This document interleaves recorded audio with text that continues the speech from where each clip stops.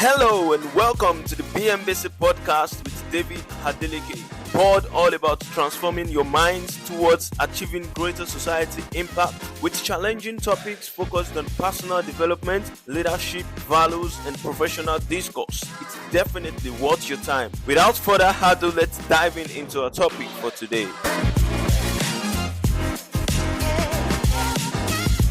On today's episode, we're doing a quick summary of a topic, the power of service. One of the objectives of Man Over Nigeria Citizenship and Leadership Training Center is to render voluntary services in communities in which they find themselves. So we'll be talking about the power of service, extracted from The Unbeatable Mindset, a book written by Mark Divine, an American author and a retired Navy SEAL commander.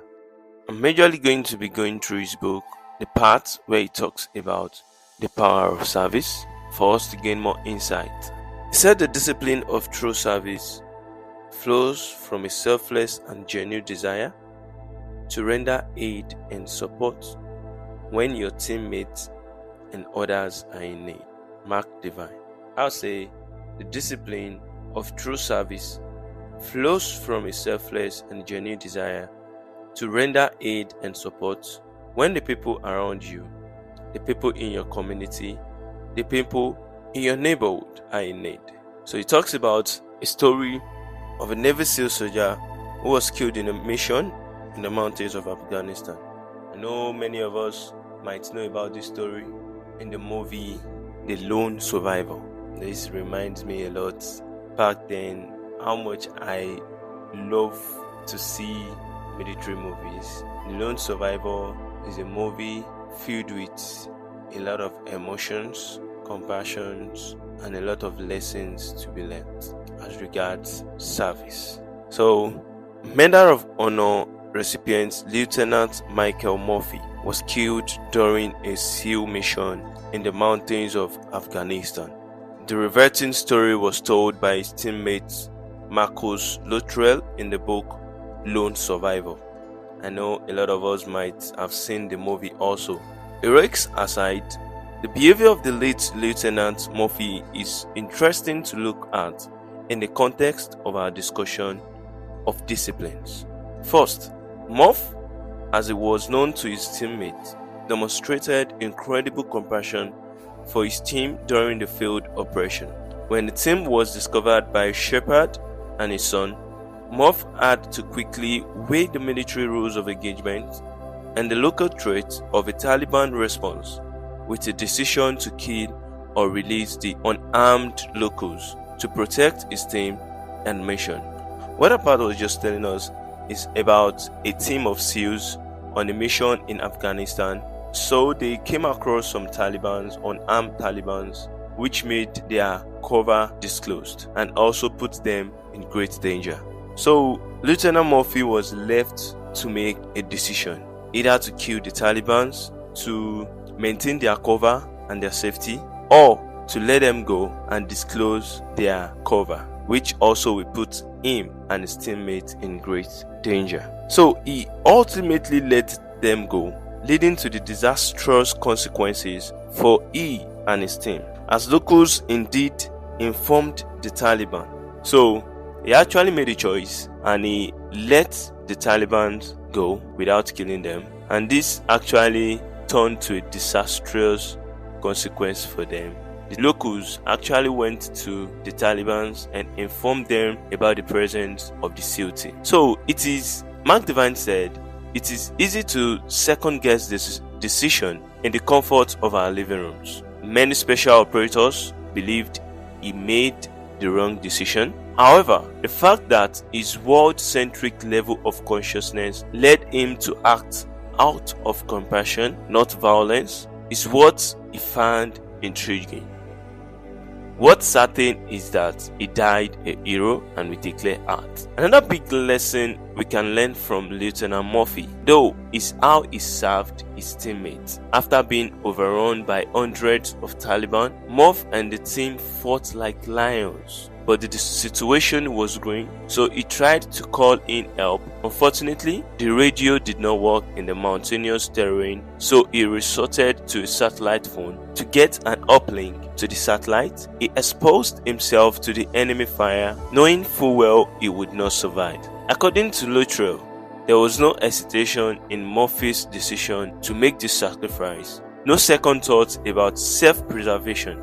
A lot of us, before we take a decision, before we make choices, we tend to think more about ourselves and not consider what our decisions or actions, what effect it might have on people around us, on the community at large. We should always try and consider people around us and not just think about self-preservation. Just to protect yourself alone. Some people take actions in protecting themselves and in turn endangering the lives of others. Muff just stepped into the open to call for backup, and that was the end. He lost his life, but if he hadn't radioed for backup, Marcus Luttrell would not be around today to share the story. He sacrificed himself. There is much ado about service in the philanthropic and religious communities. The doing of good works in the name of service is a nice gesture. However, this is not Muff level service. Too many companies and individuals do it because they think it will make them look good or because their competitors are doing it. Often, someone will provide some service through his or her church, but then be a self-serving jack at home. Service has taken on the role of an obligation to check the do-good, feel-good box. What is the motive behind the services you're rendering? What is the motive behind the good you are doing? Are you doing the good just for people to see you? Are you doing good just to take credit for it? Are you doing good just to let people know you do good? The motives behind your service is very important. When we talk about service, this is a discipline that requires three supporting attitudes. For you to render a genuine service, it takes compassion, generosity, and abundance. When we talk about compassion evolves from self-respect and being able to assume the perspective of others. In them, you see yourself with all the glory and suffering of the human race present in some manner. Self-respect is cultivated then by forgiving oneself and letting go of judgment and regret. When you have cleared judgment and regret, you can then turn your eyes toward others with respect and compassion. In our society, compassion has often been viewed as a weakness in men. Though this tendency is slowly changing, warrior traditions have treated compassion as a strength that extends even to the enemy, as Lieutenant Murphy displayed through his actions on the mountainous top in Afghanistan. Authentic warriors are the last to choose the fight, but are first to pick up the weapon to fight when duty demands it. 2. We have abundance. When we talk about abundance is a positive expression of a highly evolved consciousness that recognizes there is plenty to go around in this world. You need to tell yourself, you need to program your mindset to believe that there is plenty to go around for everyone in this world. It is the exact opposite of the mentality of scarcity. Often, bite-sized things that betrays a scarcity mentality. Now you should know that being prepared in mind, body and spirit is a good thing, as is learning to be aware of warning signs so we can proactively attack a challenge instead of waiting for a crisis to come to the doorstep. But what I'm advocating here is that you accomplish these objectives and continue to practice an abundance attitude. Someone with an unbeatable mindset looks at how quickly things are changing and makes a radical shift from the world's coming to wow. It's going to be an incredibly exciting future. How can I upgrade my personal and team systems to keep pace with the opportunity on the horizon? When you have an abundance mindset, you see that there is more out there for everyone. including yourself. Seeing the world in the light makes a service orientation a no-brainer, because you are no longer cornered by the perception that you must grab what's yours or ceding resources at the expense of others. This mentality is hard to find today, but is a powerful change agent for your growth. And also, we talk about generosity. If an abundance attitude reflects your view of how the world is and how it works, then generosity is an abundance mindset funneled into your behavior with others. A transaction related to your time, talent, energy, and resources. The universal law of generosity states that the more you share, the more plenty you have in life. When you truly believe that there is enough to go around for everyone, regardless of the situation, then the world stops being a zero-sum game. Generosity of time, unique talent, support, and love allows positive energy to flow from you like a river, forever being replenished by the wellspring of the universal energy. But generosity transcends mindset. It flows from your heart with a genuine desire for others to have what you have, to experience the same abundance in the world that you experience. You don't seek to gain at the expense of others.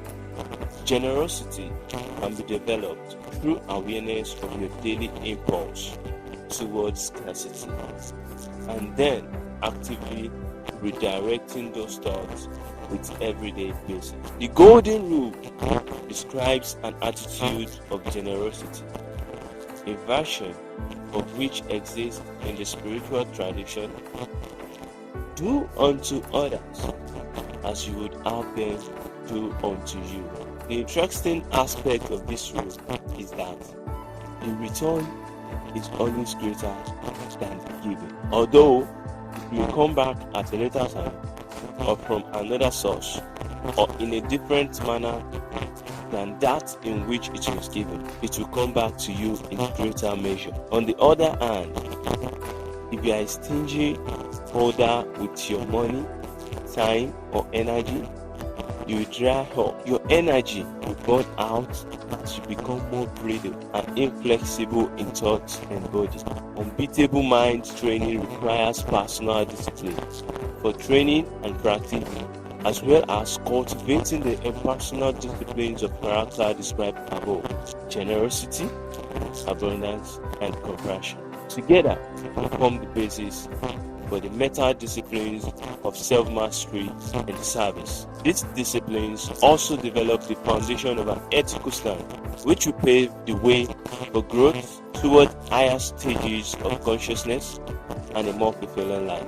Don't forget, the discipline of true service flows from a selfless and genuine desire to render aid and support when people around you are in need. Thank you for listening to today's episode of the Build Demand, Build the Community podcast, brought to you by the Citizenship and Leadership Training Center, Manowo, Nigeria. I'll see you next time in the Thank you so much for tuning in today. You've just listened to the BMBC podcast with your host, David Adeleke. Subscribe to our podcast on iTunes, Apple Podcasts, Spotify, or Google Play. See you at the next episode.